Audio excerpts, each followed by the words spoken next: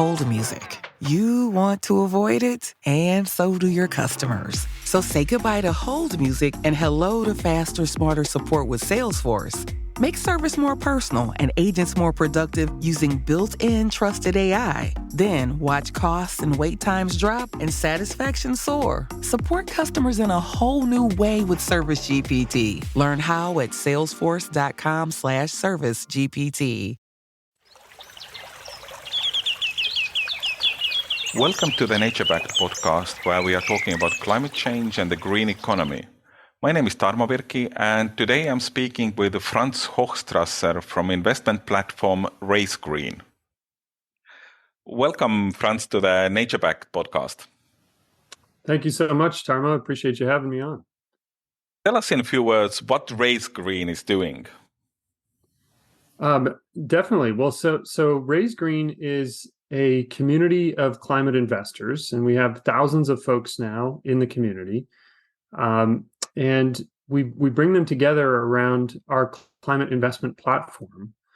So we are an SEC and FINRA registered marketplace in the United States that lets those members who want to put money to work in the clean energy economy, we let them invest as little as $100 and as much really as they want if they're accredited investors into clean energy developers who are building projects, and into climate tech entrepreneurs who are building companies. Very cool. It's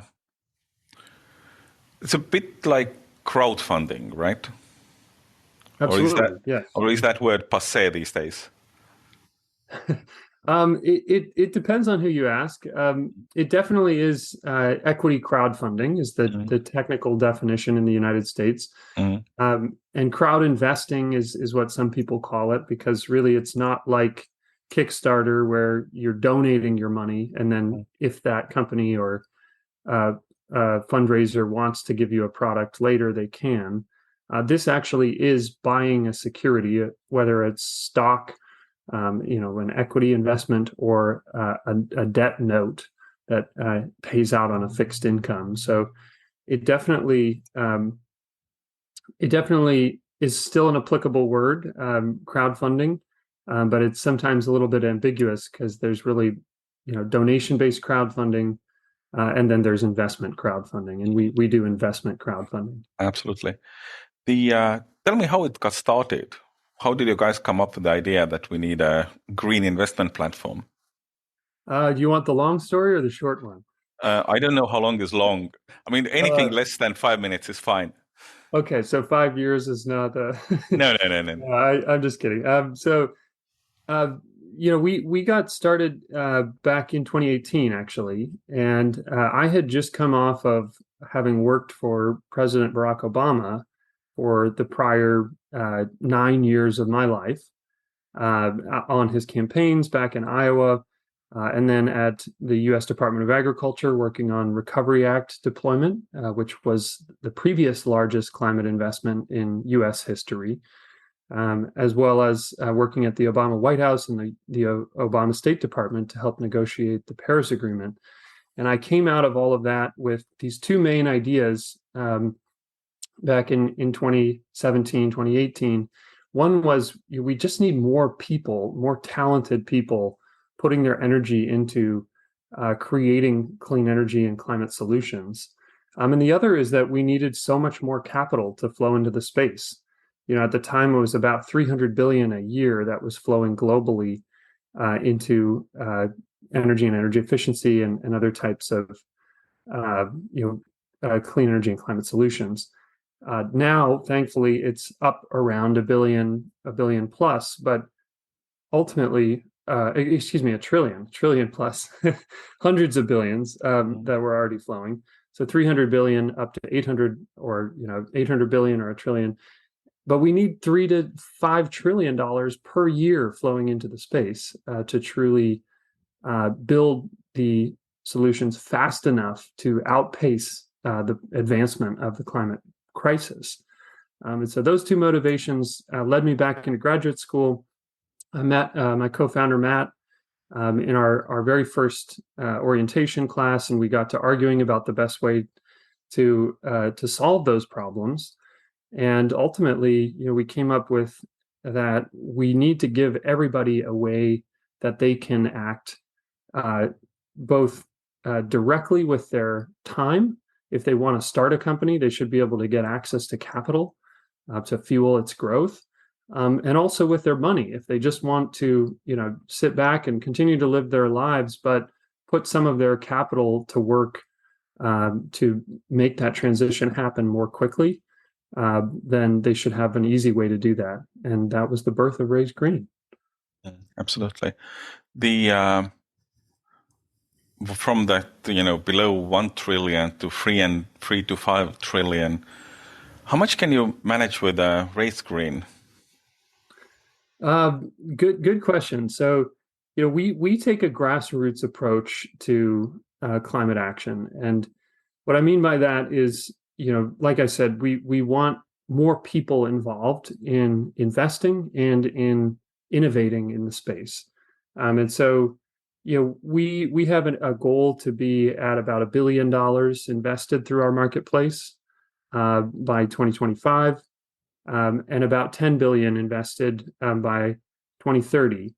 And I know that that's a small chunk, but it's an additional chunk that wouldn't necessarily have money coming from it if it weren't for this type of mobilization. And so that's kind of where we see our model as an additionality play in the climate finance space.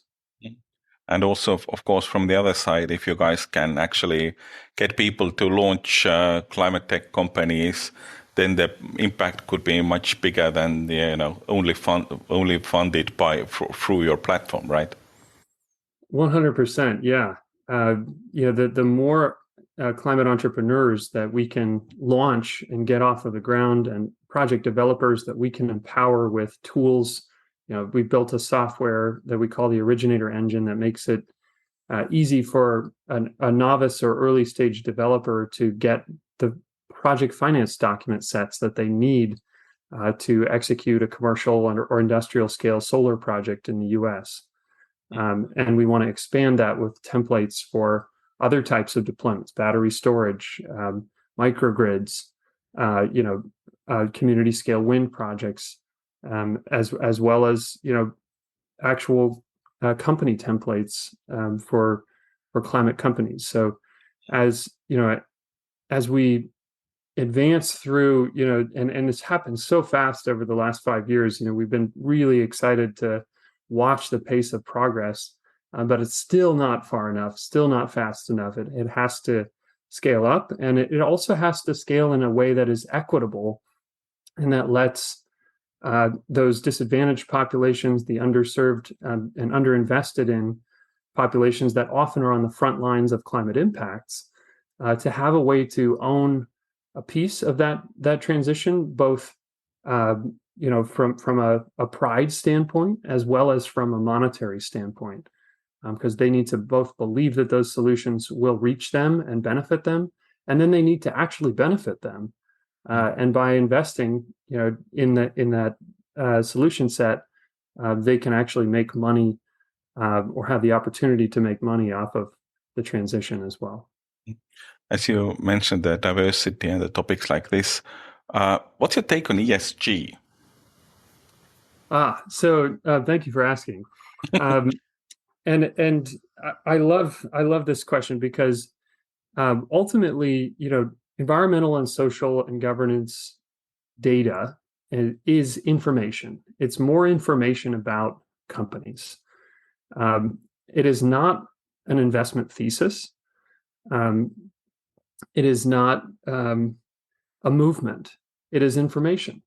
And the rational investor, back to the Benjamin Graham days, who was Warren Buffett's inspiration, should want more information about investments and investment decisions that they're making. And so to me, this is a purely functional movement to provide greater clarity about how companies are actually interacting and actually growing and operating within society. And that information should always be welcomed into an investor's portfolio and decision-making process. So there's a whole set of value-aligned investment theses that have arisen around ESG, using that information to create alpha, generate higher returns. But it is, at the end of the day, just more information in the process, which I think is very beneficial. So it's wild to me to look at some of the most recent pushback on the inclusion of ESG data and information and the disclosure of that information from some folks who don't, for whatever reason, want to think about true societal issues. When at the end of the day, this is actually providing investors with greater clarity and greater access to decision-making tools. Exactly. That's very, very well put, actually. There's been over the roughly 50 episodes we've had, there have been a lot of comments about ESG. We haven't talked about it in every episode of the podcast, but every now and then people related with investment, I do ask them what do they think about it, depending also a little bit on the amount of ESG related headlines in the media over the last weeks. So but the opinions have varied quite a lot. I think most of them have settled on it's useful, but it's not the solution, or along those lines. And I think that's pretty much what you were also saying, that it's useful, but it's not the only thing which can drive the world, right? Yeah, I see the provision and collection and reporting and monitoring verification of environmental social governance data as an essential first step to solve the inefficiencies that have plagued financial markets over the last frankly, century. And that is that, environmental issues especially have been considered externalities. So that the data on how companies are polluting the environment, whether it be carbon pollution or, air toxics or, water pollution, et cetera, is not currently, or has not historically been included in the bottom line of that business. And so by reporting that information, and then ultimately doing it in a standardized way, like the International Sustainability Standards Board is working up, like the TCFD has led on a voluntary basis, but getting that to be a mandatory requirement to report on that information, again, is vital to clear decision making about whether or not companies have an investment thesis worth pursuing. Mm-hmm. So I'm excited about it emerging as a theme, but it's really only the very first step, because then decisions need to be made around that, and that's what smart money and investors can and should be doing. I can't give financial advice, but certainly my heart is around a values-driven investment approach, and ultimately, capital has to flow at an enormous scale, the trillions of dollars a year, into climate and clean energy solutions and sustainable companies that aren't scofflaws or haven't taken advantage of those historical externalities to create profit margins. You spoke a little bit about kind of Race Green's mission and some of the future targets, maybe.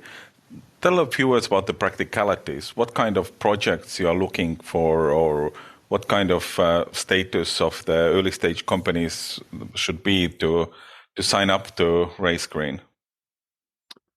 Certainly. So, we are a U.S. funding portal, and so we currently through Raise Green's marketplace can only list U.S. companies incorporating U.S. state or territory. That said, we do have a partnership with a European funding portal, and we haven't announced that publicly yet, who that is, but we have a good thing going where we're sending European companies to them and vice versa.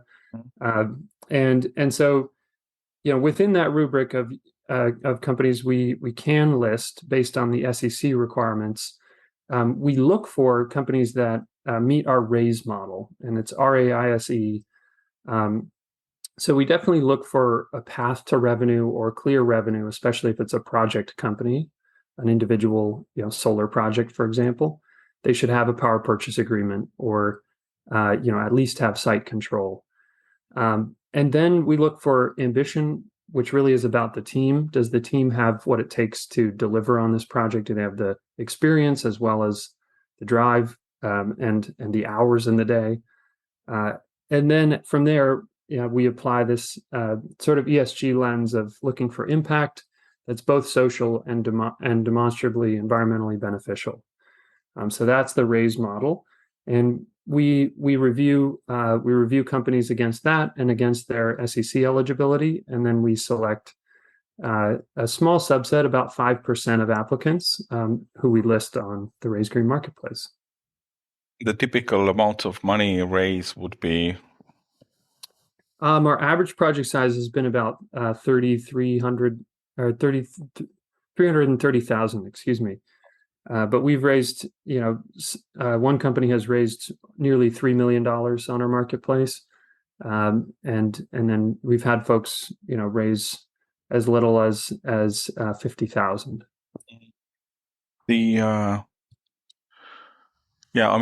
Most of our listeners are in the United States, so it's highly relevant for them. If you publish your European partner at some point, we can add it to the show notes later also. So keep us posted about that. Going forward, Europe had its massive Green Deal, and I think in the US you had something similar, massive kind of green investment package. How do you see this kind of the green investment scene developing? Will it be government run, or will governments always have a massive impact on it, or do you see that kind of smart private money also flowing, or maybe even flowing more than the public money? So I love the work of the Climate Policy Institute. They just do tremendous analysis on the global capital flows into climate finance. And their most recent Sankey diagram had about 55 billion a year flowing from households into that mix of, I think it was 800 some billion total. So that's not an insignificant amount, 50 billion going toward 800. We want to make that bigger. We want to get a bigger chunk in there. And in the US, for the past 100 years or so, 9 out of 10 Americans have been left out of the lucrative opportunities to invest in private companies and local small businesses. And that changed a few years ago with regulations that allow for community financing. And that is what we do at Raise Green, is we offer the ability for those investors to put money in through community financing rounds, or Reg CF, into private climate companies. And Americans have about $5 trillion sitting in their bank accounts, checking and savings accounts, collecting little to no interest. And so we are rustling up, now it's thousands, hopefully soon it's hundreds of thousands of Americans to put that money into climate solutions. And so that's our piece. But you ask a bigger question, which is, how does the larger climate investing market evolve? And in the U.S., absolutely, the Inflation Reduction Act, as well as the Bipartisan Infrastructure Law and the CHIPS and Science Act that passed over the past 18 months, have just been transformational in the market signal that they send. It's really just the beginning.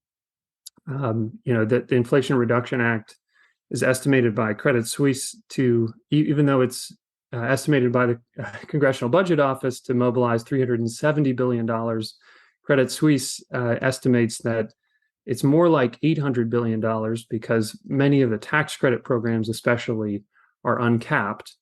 And that will catalyze up to $1.7 trillion of U.S. investment into climate.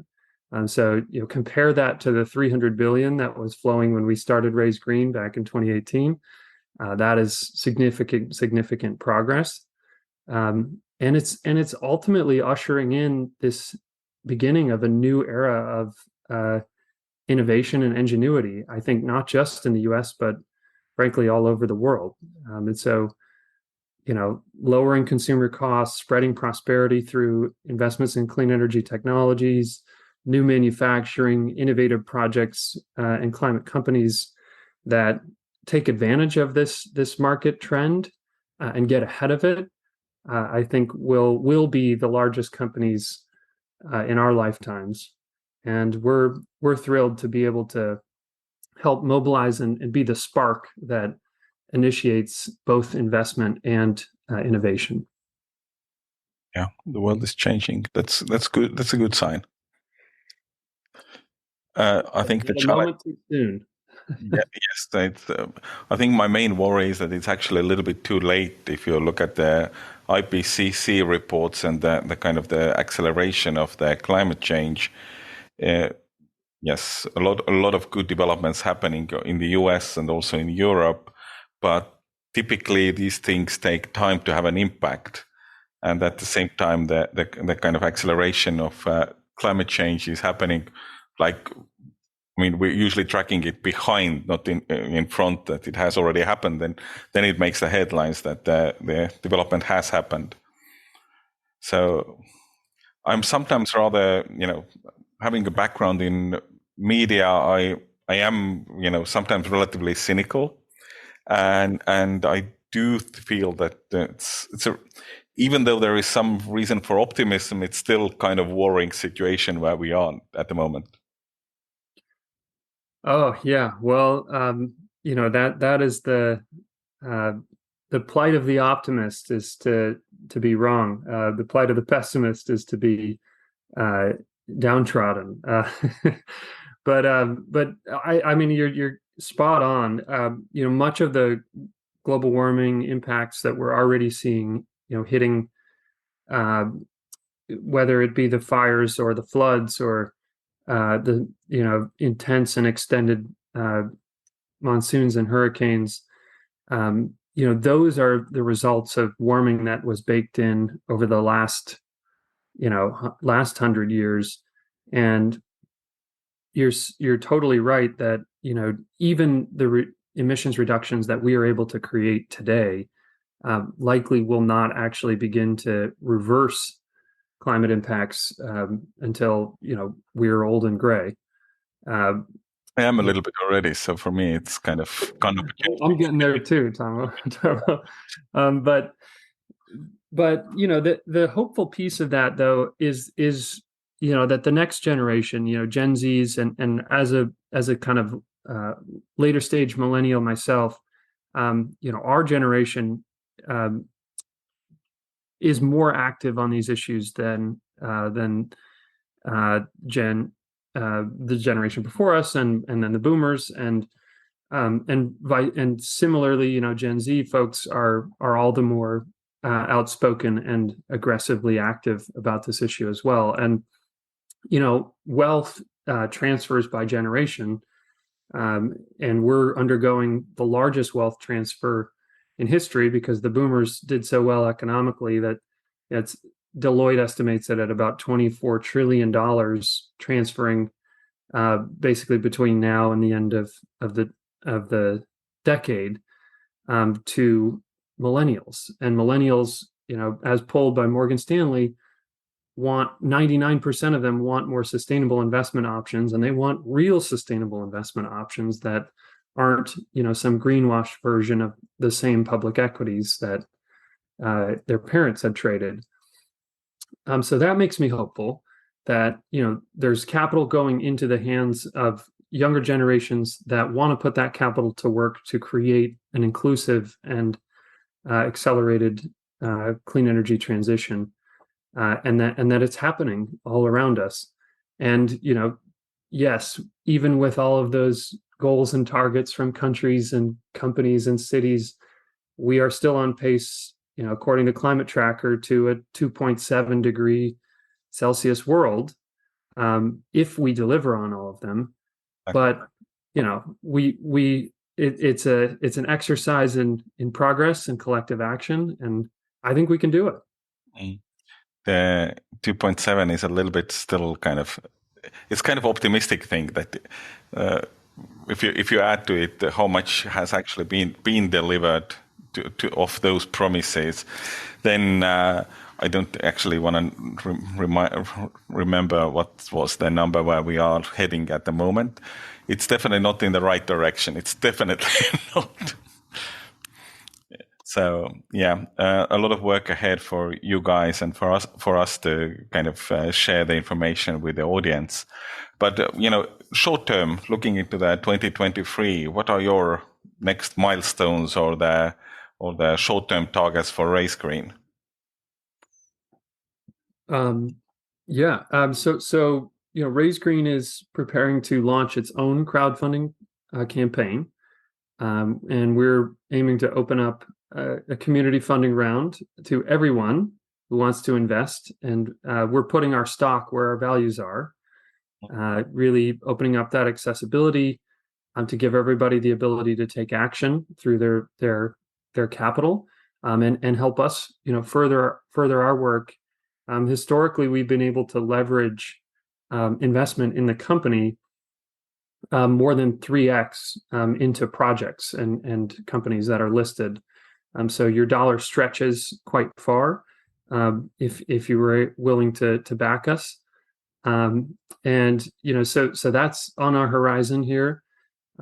If you are interested in that, feel free to reach out. You can find it on our website shortly as well.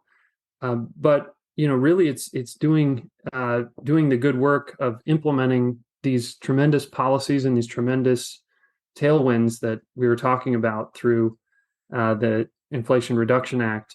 And there are more than 10,000 cities and towns across the U.S., and every one of them needs 10 or 20 or 100 distributed energy resources installed between now and the next 7 years to get to 100% clean energy by 2035. And that's the president's goal, President Biden. And we're full steam ahead trying to make sure that there's greater access to that capital, and that it's going into projects and companies that are building that clean energy future that we want to live in. So it's no time to waste. That's a good comment to wrap up the show. Thanks, Franz, for joining us. Thank you so much, Tarmo, and appreciate all of your listeners tuning in. Keep your chin up. We can get this done.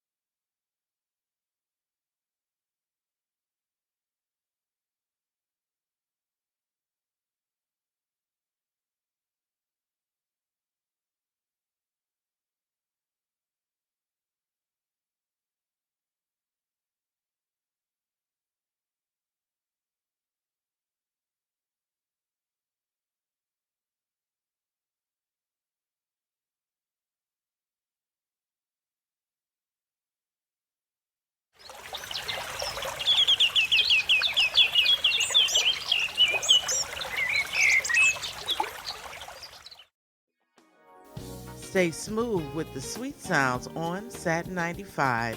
We have the finest selection of smooth jazz from around the world. Download the Autolist app from the App Store or Google Play, or listen online at autolist.com/Satin95. We are the global destination for contemporary jazz. Satin 95.